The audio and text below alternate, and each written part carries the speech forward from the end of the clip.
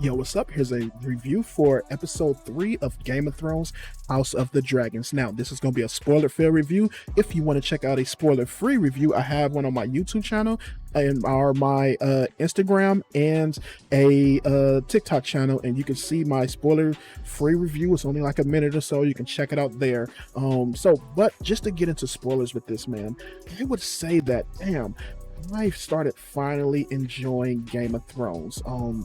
This House of the Dragon show hasn't really picked up for me yet, and I really wasn't enjoying the first 2 episodes as much as I wanted to. It just felt kind of stale to me.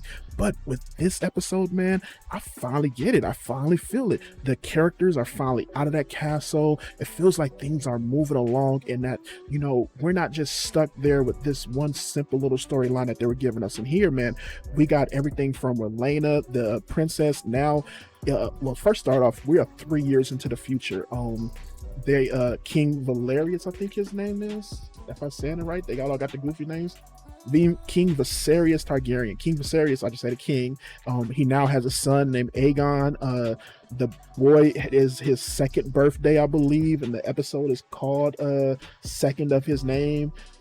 But he has a second birthday, and he's now the king is married to the Hand's daughter now, and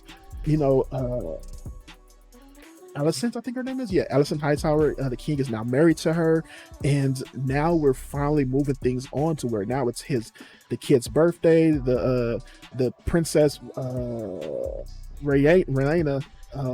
I'm gonna fuck up a bunch of people's names. I'm still getting used to all that stuff, but basically the princess is kind of down because she knows that since her younger brother is now born, or younger half brother is now born, her title of heir to the throne may go away, and also it's becoming more of a thing because her father now kind of wants her to get married, so she's putting a bunch of people into her position and stuff like that. And there's a bunch of things going on in this episode with that. I really enjoyed the part where, she got a bunch of people come up to her. Like, we have this new dude, one of the Jason Lannister, who comes up to her, and he's all dickish and kind of pricky a little bit and stuff like that. And, basically saying, we should get married and stuff. And I thought that was really funny, and especially how she dealt with it. She just like threw him off like, you're not worthy and stuff like that. But she starts to get into it with her father as well, and I enjoyed how that went to where they're arguing at this little banquet for the boy's birthday and everything, and she flies off into the fields. And I just liked really how her character really took this, where she's that teenager, she's angsty, she wants it her way, and she doesn't understand what her father wants. More along the line, not understand it, but just doesn't want what her father wants for her. She wants this heir to the throne. She wants to be queen, and she's not kind of getting that right now.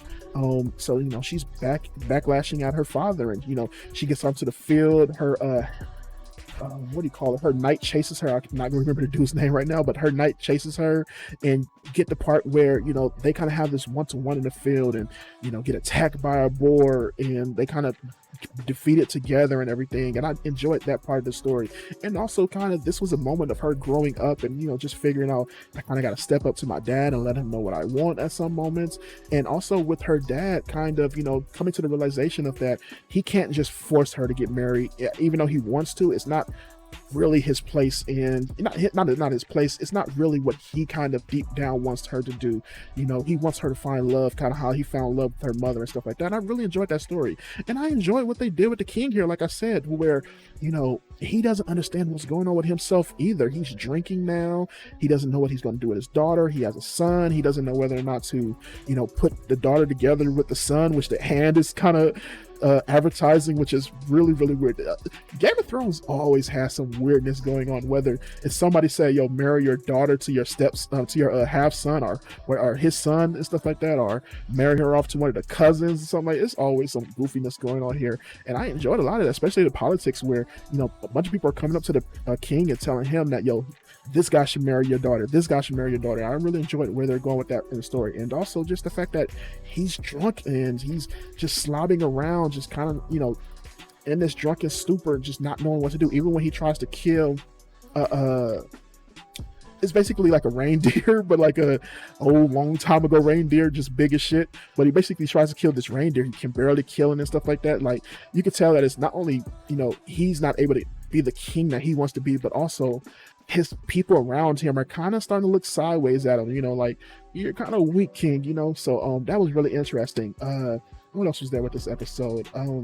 Oh, there was also that Prince Daemon and the Lord Velaryon, they were in this big battle with the crab feeder, and they had to deal with everything that was going on with that. And that, yes, they have a dragon. Yes, they have the man somewhat of that they need, but they're starting to lose because the crab feeder hides in caves, and it's a lot more trickier than what they expected. So now, they're losing, and word gets back to the king that, low, your guys is losing, and even though your brother got himself into this, he needs help, and the king is trying to say, nah, I'm good on that, let my brother figure it out.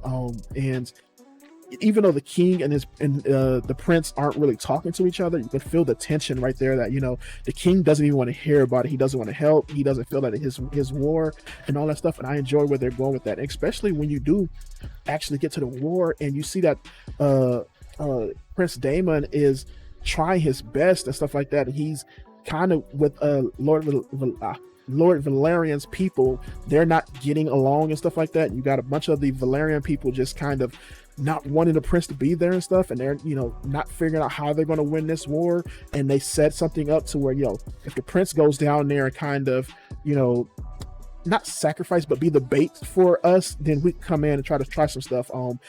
Even at that moment of them talking about it, they get in word that the king finally gives in and says, I'm going to help you out and send a bunch of men there. And the prince takes it a certain type of way, and that's when you get the big battle at the end, which I enjoyed the battle a good amount. I thought everything that was done with the Prince Daemon was really good. I loved how he's just giving up at the beginning, and it ends up to him kind of getting this one on a bunch of dudes battle, and he's getting hit by arrows while also killing a bunch of people, and they corner him until the cavalry comes in and saves the day and stuff like that. And I enjoyed all of that part of this episode. What else was there? Oh, the thing that I did not enjoy about this episode, and probably the kind of thing that took a little bit away from me, was that the way the battle went was a little bit predictable, and that I kind of knew what was going to happen exactly, because the way they set it up, the king comes in waving a white flag. Of course he's not going to give up. He fights off a few and then gets beat up a little bit, and the cavalry comes in to save the day. Yeah, that's kind of a little bit predictable. Even though I did have fun with the battle, it is a little bit predictable. The thing I did not like about the end of the battle was that you get the prince who finally sees the crab feeder, and he goes and sets off to finally try to defeat him, and it's one-on-one, and you don't get to see it. All you see is the prince walk out with the half of the crab feeder's torso, and I'm like, this is a guy with a cruel fucking Elden Ring type design. Let us see that dude. Let us see him, all, crazy stitched up and all these scales and stuff on him, and just all this stuff in his mask. How does he fight? What does a crab feeder fight look like?